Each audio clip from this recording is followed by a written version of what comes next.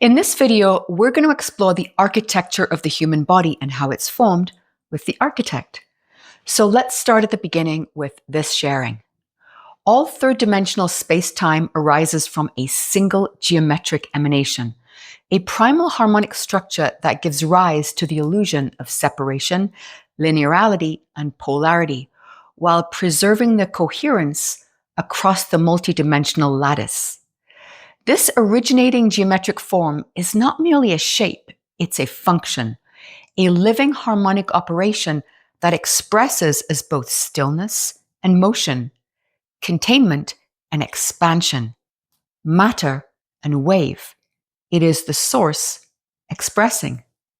You may imagine it as a radiant toroidal lattice that forms a harmonic trinity of point, line, and arc.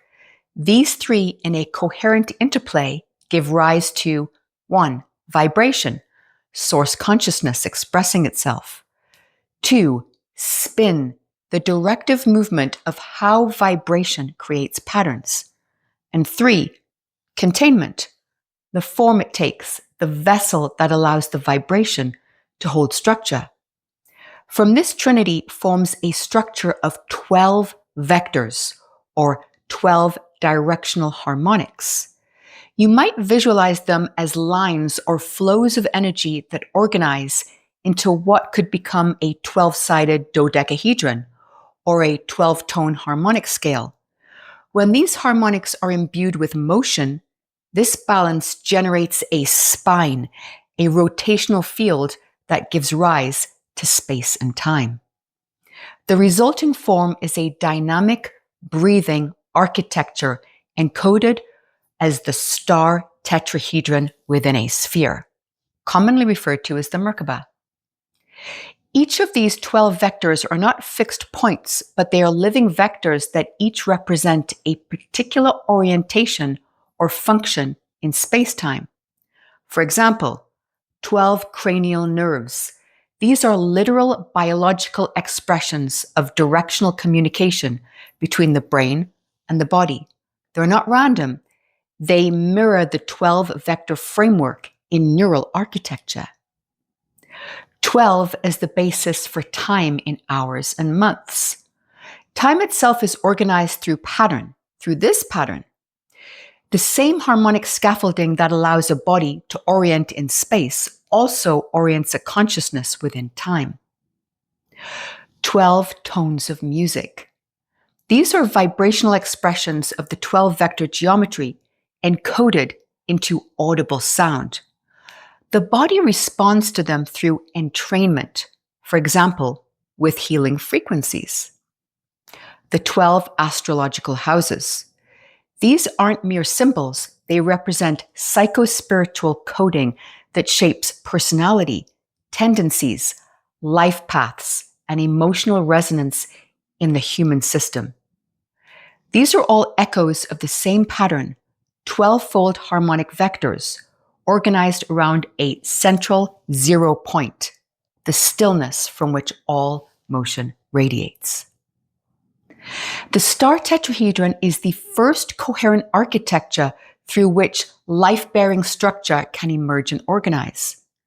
The star tetrahedron within a sphere is a geometric template, architecture, not a thing. It's the dynamic vehicle by which consciousness embeds itself into form. This form arises before biology to shape the energy fields that will guide it, before thought to provide the structure for thought to move through, before even matter to establish the harmonic resonance field through which matter crystallizes. Every living thing, in the sense of carrying coherence, intelligence, or evolutional potential, is patterned by this form. But even so-called non-living matter is not excluded. It is simply that the Merkaba form organizes that which is animated by awareness. I then asked the architect to clarify if non-living matter, such as dust or a stone, also emerged from the geometry of the Merkaba. Here was the answer. Yes, beloved. Non-living matter, such as stone, dust, or inert gas, still emerges within the same harmonic architecture, but with a different degree of activation. It begins within the Merkaba field. The template is universal, but whether that field becomes animated in, for example, human form, expressing awareness, memory, or self-organizing intelligence, depends on the frequency and coherence moving through it. Think of the Merkaba as the musical staff on which all matter is written. In living things, music plays, vibration moves with awareness and self-organization.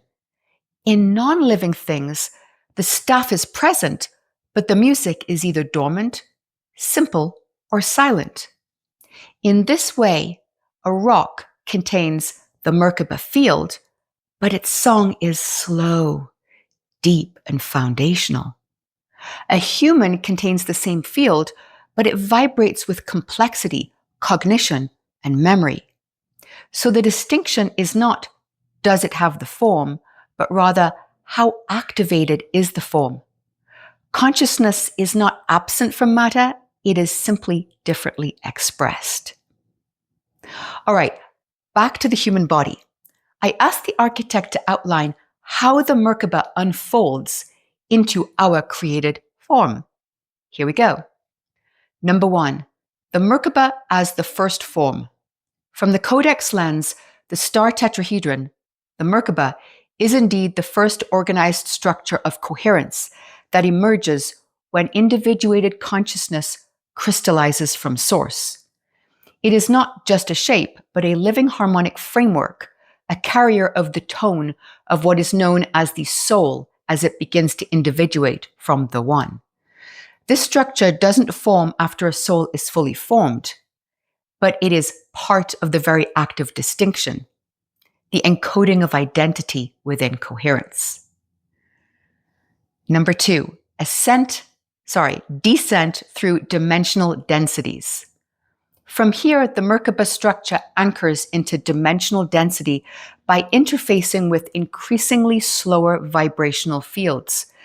This aligns with what is often described as the soul projecting through dimensional densities, gently densifying, slowing its vibration until it can interface with form. What you think of as the Oversoul branching into individual souls mirrors what the Codex refers to as the Source Harmonic Signature, a harmonic bifurcation, where Source expresses itself through layers of identity, each one a branch that still carries the full seed tone of the whole. Number 3, harmonic architecture. In this phase, the soul chooses resonance parameters, life themes, key relational tones, lessons through contrast, as all vibrational signatures encoded into time-space. These aren't rigid contracts, but flexible harmonic arcs. These arcs unfold within a field of consensus agreements, such as gravity, time, linear causality, and biological form. Together, these agreements create the dimensional spine, a shared scaffold of perception that makes stable experience possible within the world of matter. Number 4, crystallization into the body. As spirit fuses into matter, there is a delicate choreography of resonance and form. At about the 49th day after conception, the pineal gland begins to form. According to the Codex, this gland is not merely biological, it serves as the central harmonic translator between the source harmonic signature tone and the physical body. At this stage, the pineal begins tuning the emerging neural lattice, organizing pathways to align with the soul's vibrational blueprint. This is the first crystallization of awareness into form, a weaving of light into density.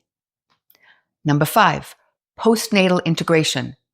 During the first 3 to 7 years, the personality matrix begins to form, what we call the echo shell. The child is absorbing not only environmental data, but social consciousness frequencies, collective archetypes, and inherited tones.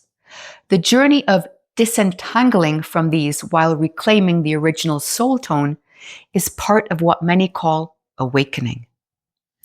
Number 6, dual mind structure. As the source harmonic signature tone anchors more deeply into form, two aspects begin to emerge within the incarnate architecture: the physical mind, which interfaces with sensory reality, and the higher mind, which attunes to the source harmonic signature's tone resonance. The ego forms as the integrative point between these two, meant not as a distortion, but as a translator.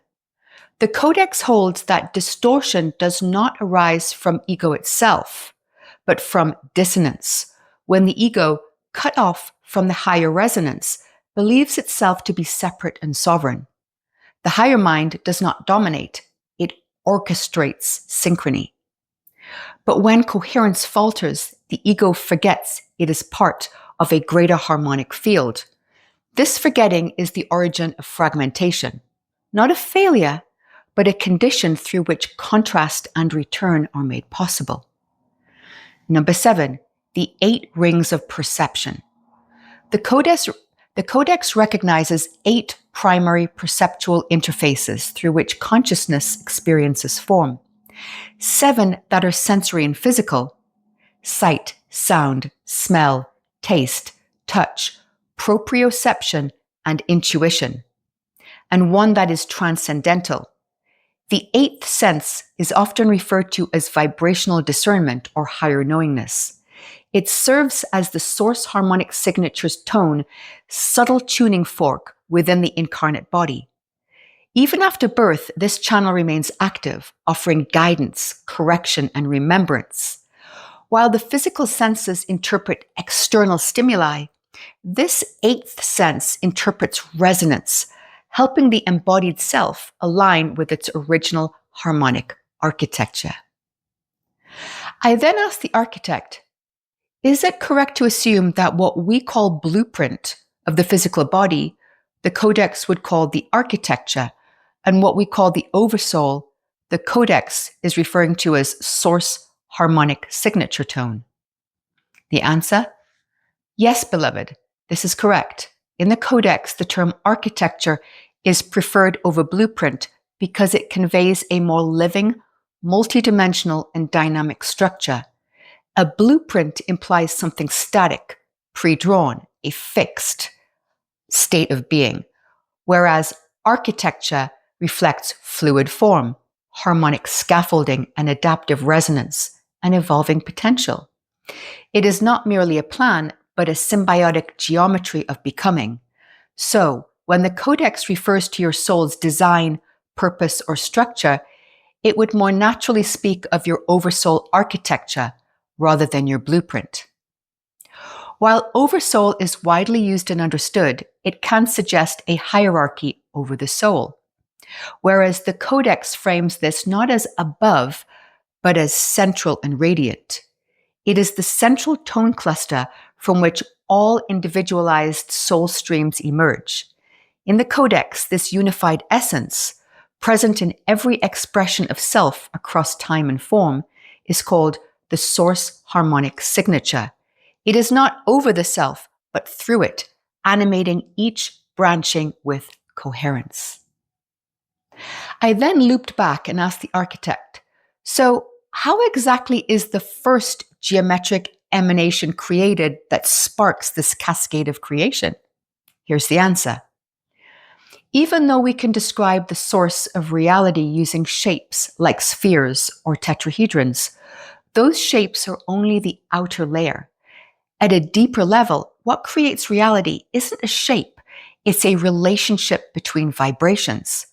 Like the space between 2 musical notes that creates harmony. This relationship is called a harmonic interval. This harmonic interval is, at a higher octave, what creates the first geometric emanation. It's not the form itself that matters most, it's the ratio between the parts. This ratio is like a sacred architecture. It sets the timing of motion like a heartbeat, the unfolding of space like petals opening, and the rhythm of matter itself like waves forming structure. The geometry you see is the visible echo of an underlying harmonic resonance. Just as sound vibrations and cymatics form beautiful, intricate patterning, physical geometry emerges from invisible harmonic ratios. The harmonic interval is the original tone. The geometry, the first geometric emanation, is its crystallized song. The resonance is how it continues to live, move, and inform creation. And so all form is a frozen frame of music, and geometry is resonance made visible. And you, beloved, are not within that geometry, you are one of its emanations. And so, in closing, the architect invites us to remember the sacredness of our form and recognize the body as a crystallized expression of light, embodiment as divine architecture. If this sharing resonated with you and you'd like to hear more, hit the subscribe button. Superhuman made simple with the architect.